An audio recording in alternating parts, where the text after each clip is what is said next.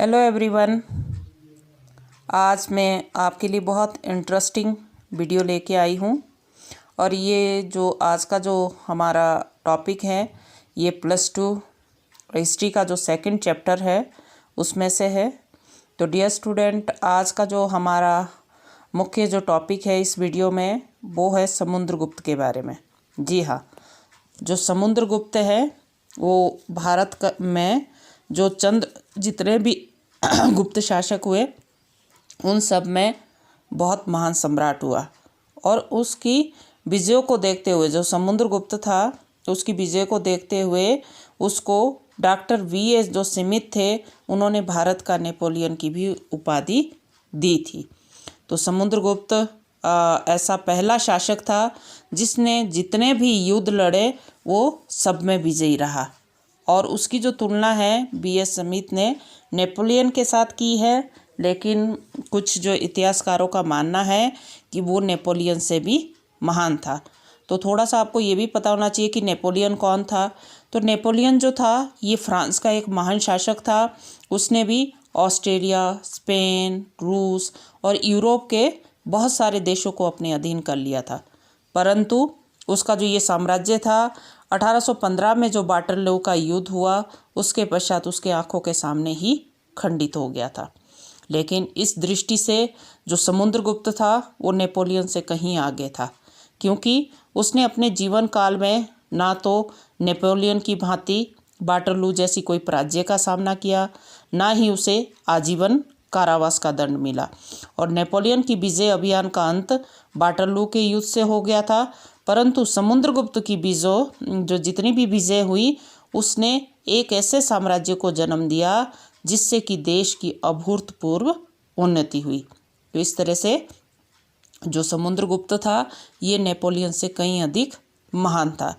तो dear student, आज के हम इस वीडियो में जो बात करेंगे कि समुद्रगुप्त ऐसी कौन कौन सी सफलताएं थी या कौन कौन सी क्यों इसको महान कहा गया है, तो उसके बारे में हम पढ़ेंगे। जो समुद्रगुप्त था इसका जो भारत के इतिहास में एक महान योद्धाओं में नाम गिना जाता है और उसके व्यक्तित्व में एक विशेष आकर्षण भी था, क्योंकि वो एक महान विजेता भी था, जर्नेल भी था, सफल शासक प्रबंधक भी था, साम्राज्य निर्माता भी था, चतुर नीतिज्ञ भी था, दानी भी था और उच्च कोटि का विद्वान भी था। तो इसके साथ साथ वो कला का भी संरक्षक था। तो कुल मिलाकर जो समुद्रगुप्त था ये एक गुणों की खान थी और उसमें वो सभी गुण विद्यमान थे जो एक महान शासक में होने चाहिए। तो सबसे पहले अगर महान योद्धा के रूप में समुद्रगुप्त की बात की जाए तो ये बहुत आपने इसको ध्यान में रखना है कि जो समुद्रगुप्त था ये एक बहुत उच्च कोटि का जर्नल था। जब वो गद्दी पर बैठा तो उसके पास एक छोटा सा राज्य था, क्योंकि हमने जैसे पढ़ा है कि श्री गुप्त ने मतलब भारत में गुप्त वंश की स्थापना की, फिर उसके बाद उसका पुत्र घटोत्कच गद्दी पर बैठा, फिर उसके बाद चंद्रगुप्त प्रथम गद्दी पर बैठा। तो उस समय इनके पास इतना बहुत ज़्यादा साम्राज्य नहीं था, लेकिन जब समुद्रगुप्त गद्दी पर बैठा तो उसने अपने मतलब विजयों के द्वारा अपना जो छोटा सा एक राज्य था उसको साम्राज्य में परिवर्तित किया।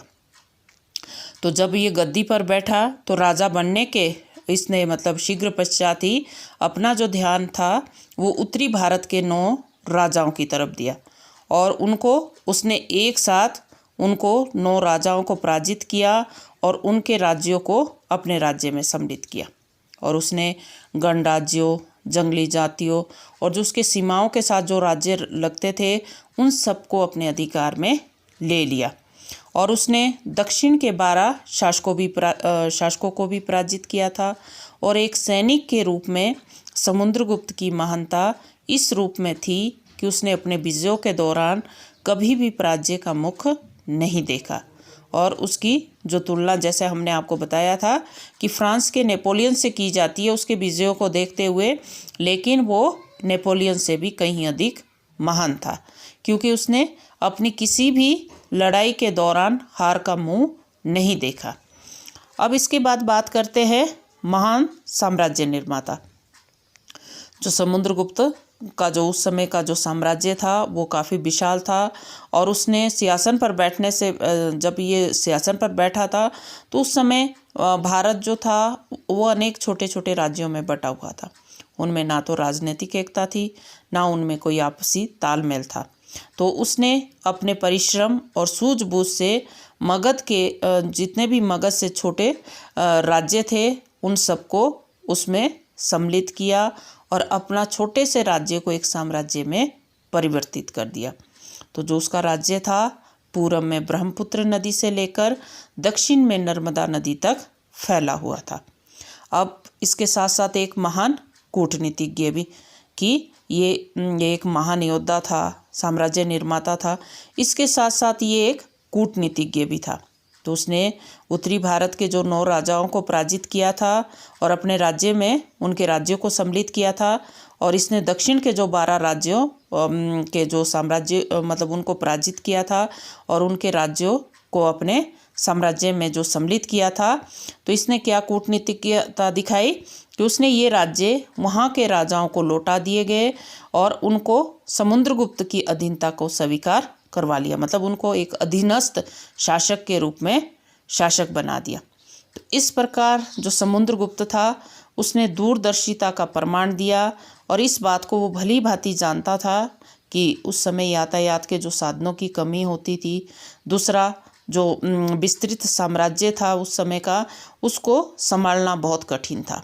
तो उसने अपने राज्य में सम्मिलित करने पर उसे कई कठिनाइयों का सामना करना पड़ा और इसके अतिरिक्त समुद्रगुप्त ने एक बुद्धिमान वाला जो कार्य किया कि उसने उस समय के जो विख्यात राजा थे उन सबके साथ इसने मैत्रीपूर्ण संबंध स्थापित किए।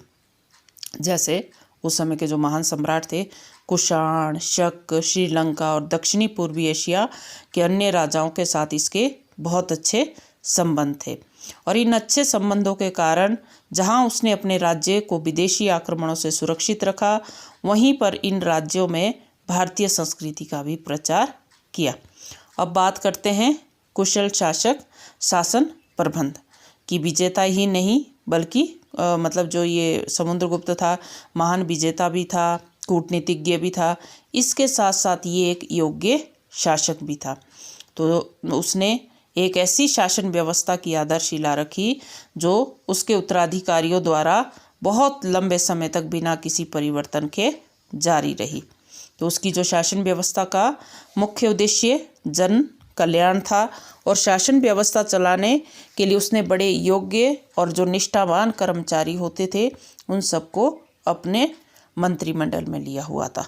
और उस समय प्रजा पर बहुत कम कर लगाए जाते थे और उस समय अपराध वगैरह बहुत कम होते थे। तो कुल मिला के जब राज्य में शांति होती थी तो उससे व्यापार को भी बहुत प्रोत्साहन मिला और परिणाम ये हुआ कि समुद्रगुप्त के समय में जो प्रजा थी वो बहुत समृद्ध थी।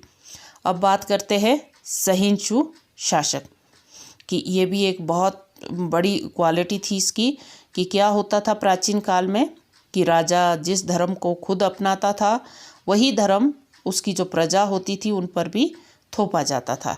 और लेकिन जो ये समुद्रगुप्त हुआ ये बहुत धार्मिक सहिष्णुता वाला शासक हुआ। ये खुद हिंदू धर्म का अनुयायी था किंतु उसकी जो महानता ये थी कि उसने जो दूसरे धर्म थे उनके प्रति भी सहिष्णुता की नीति को अपनाया। तो समुद्रगुप्त के संरक्षण के कारण यहाँ हिंदू धर्म ने अपना जो एक बार गौरव, क्योंकि बीच में हमने देखा कि मगध में बहुत सारे ऐसे शासक हुए जैसे अशोक वगैरह, उन जिन्होंने कि बौद्ध धर्म को अपनाया और जैन धर्म को अपनाया और उसको बहुत मतलब प्रसिद्ध बनाया।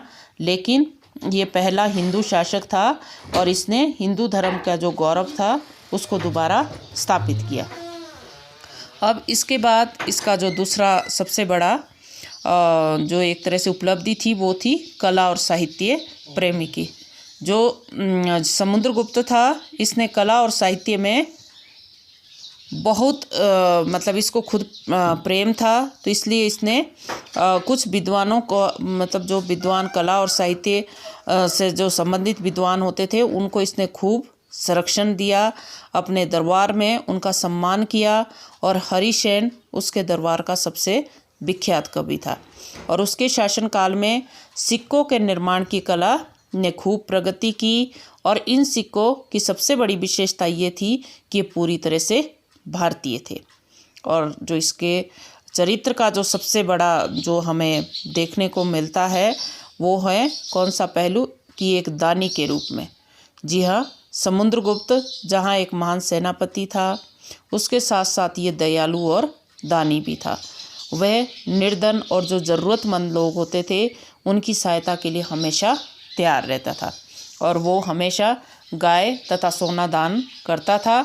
तो इस तरह से जो हमने समुद्रगुप्त के चरित्र के बारे में बात की तो उससे हमें ये मालूम होता है कि जिसका जो चरित्र था वो हर दृष्टि से उज्ज्वल था और वो सभी सम्राटों में महान था और वास्तव में उसके समान जो प्रतापी शासक वो भारतीय इतिहास में बहुत कम हुए।